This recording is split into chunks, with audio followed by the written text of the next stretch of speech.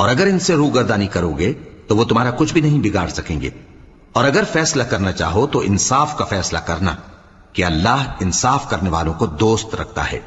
اور یہ تم سے اپنے مقدمات کیوں کر فیصل کرائیں گے جبکہ خود ان کے پاس تورات موجود ہے جس میں اللہ کا حکم لکھا ہوا ہے.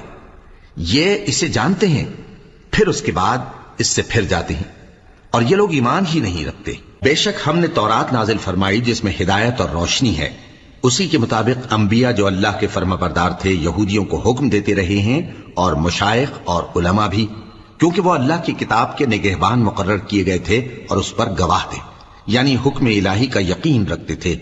سو تم لوگوں سے مت ڈرنا اور مجھی سے ڈرتے رہنا اور میری آیتوں کے بدلے تھوڑی سی قیمت نہ لینا.